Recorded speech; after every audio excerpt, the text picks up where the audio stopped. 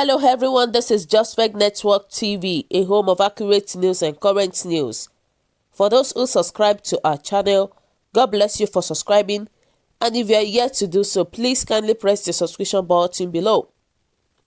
And now the news in details. A call by the Chief Justice of Nigeria, CJN, Justice Tanko Muhammad, for the amendment of the Constitution to broaden the application of Sharia law in the country, has generated sharp reactions from some stakeholders of the two major religions in the country, Islam and Christianity.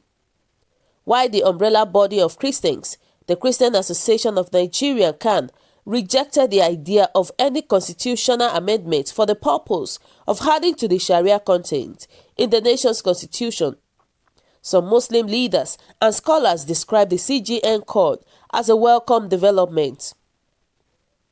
A human rights group also on Friday condemned the CJN's call, warning him not to plunge the country into a religious war.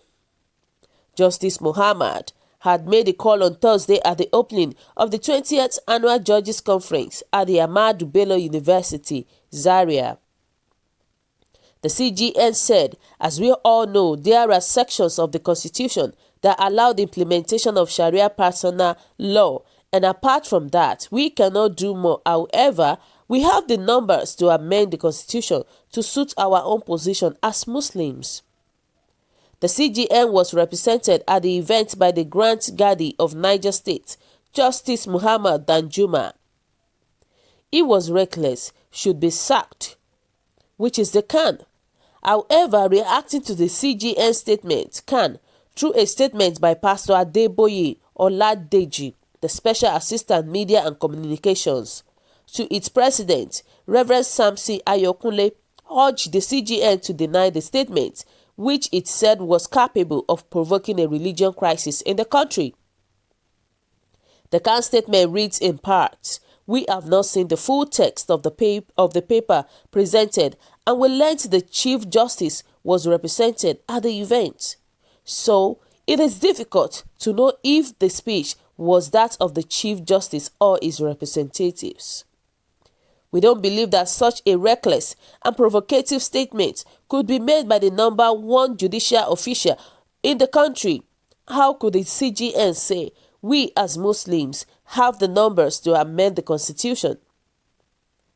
It is not possible. It is either it was misquoted outright or quoted out of context. Otherwise, what is the fate of Christians in a court if it could be so openly partisan and parochial? Do we take it that what he said is the official position of this regime on interfaith relations? Why has no one in the leadership of the executive and the legislature taken him up on it? The Christian Association of Nigeria (CAN) is eagerly awaiting the rebuttal of the Chief Justice of Nigeria on the unfortunate and unguarded utterances that can provoke a religious crisis in the country. Be that as it may, asking for the constitutional amendment with a view to adding to the Sharia content is ill-timed, provocative, and unacceptable. In our previous meeting with President Muhammadu Buhari, we made it abundantly clear to him that the lopsided appointment of his government in favor of a religion and a section of the country is unacceptable. Although he promised to look into the observation with a view to addressing it, what we are seeing and hearing about the government is the continuation of the lopsided appointment. There is enough evidence to prove that the subtle Islamization agenda and nepotism are real. These are direct contradictions to some portions of the 1999 Constitution as amended. These include, but not limited to, Section 10, 13.3 to 4, 15.2d and 4. It is widely believed that no countries survived two civil wars. Our leaders should be mindful of the complexities of the peoples they are leading. There have been presidents who are Christians, and during their time, there was never a time they promoted their religions at the expense of others. Our leaders should stop paying lip service to the unity and peace of the country. The above statement, credited to the Chief Justice, appears to confirm our fears that the appointments were done towards the religion's end of Islamization. Those in government are warned not to use the cheap popularity or acceptance they seek to set the two religions against each other. This type of statement, if true, is enough for the president of the country to initiate the removal of this Chief Justice from office.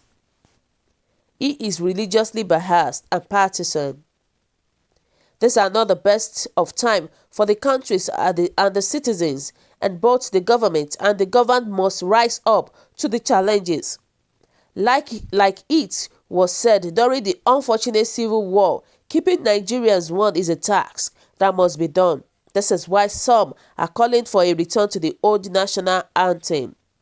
The Khan leadership at all levels is praying for the protection and healing of our countries, but let those in position of leadership help our prayers to be answered by their actions and utterances. However, the Dean Faculty of Arts, University of Ibadan, Professor Afeez Oladosu, saw nothing wrong with the CGN statement, describing it as a furtherance of the desire of Muslims, which had long been ignored. According to him, the Sunni Muslims have always advocated proper recognition of Sharias as an aspect of the Nigerian constitution based on the reality that the daily life of a Muslim is circumscribed by Sharia provision.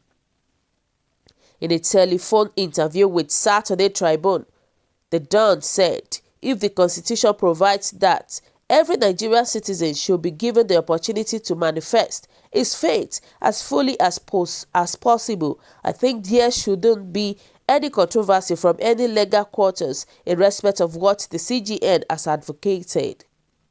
But I wouldn't be surprised if some critics, particularly from the non-Muslim section of the Nigerian populace, begin to say that this is another attempt to Islamize the Nigerian nation. My view is that we should look at the matters objectively, and Muslims should join the CGN in calling for the total recognition of the Sharia as part of the Nigerian constitution and be prepared for possible criticism and controversy that this will generate. Also, a retired professor of Islamic studies at the University of Ibadan, Dawood Nohibi, commended Justice Muhammad for making the call. Professor Nohibi, who is the immediate past executive secretary of the Muslim Ummah of Southwest Nigeria, noted that the Nigerian constitution guarantees freedom of religions both in terms of belief and in terms of practice, and this ought to be demonstrated in practical terms. The entire life of a Muslim is to be guided by the Sharia. Therefore, the constitution must make adequate provision to facilitate this, especially in a country where the lives of a huge percentage of the people, especially in the north, the southwest, and parts of the south-south, were governed by the teachings of Islam, even long before the coming of the colonial masters and the imposition of their belief system and way of life on the country. I commend the CGN and urge the National Assembly to act swiftly on the matter and do the needful, he added. Similarly, the Muslim rights concerned, MURIC, threw its weight behind the CGN suggestion. The organization, in a statement on Friday, described the current constitution as a child of British colonial Christianization of the country, which has failed to take into consideration the multi-religious nature of the Nigerian nation. MURIC's statement, signed by its director, Professor Ishaq Akintola, reads in part, the CGN has our full backing on this. The British colonial government bequeathed a legacy of Christianization to the Nigerian nation. Muslims were not comfortable with it, but the British did not listen. The British did not give a damn. The northern Muslims resisted, and the British invaded the north. Muslim resistance were brutally broken by the ruthless massacre of thousands of Muslim freedom fighters in Hausa land, particularly in Bomi 1903, Satiru 1906, Zinda 1917. Even those who surrendered were not spared as they were mowed down with machine guns. Thereafter, the British victors curtailed Islamic landmarks. Islam had arrived in Kenem Borno in the year 1085. 8 years before the invasion of the north by the British during the reign of King Umi, while Christianity was first preached in 1842, 757 years after the advance of Islam under the acacia tree in Badagry. As far as we are concerned, therefore the British, who brought Christianity to Nigeria, spread their religions by force after invading the north, after intimidating the southwest, and after subduing the Muslims who had been practicing their faith for more than 800 years. They used excessive force against the Muslims and carried out barbaric and extrajudicial killings. Murik therefore embracing the CGN's ideas of the need for constitutional amendments. It is even belated. It is part of restructuring. We hope the restructuring camp will welcome the CGN's ideas because it is not going to be about Muslims' demand alone, but a comprehensive one.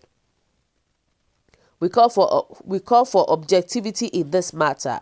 Those who always oppose anything which is likely to benefit Muslims are urged to consider this initiative with an open mind.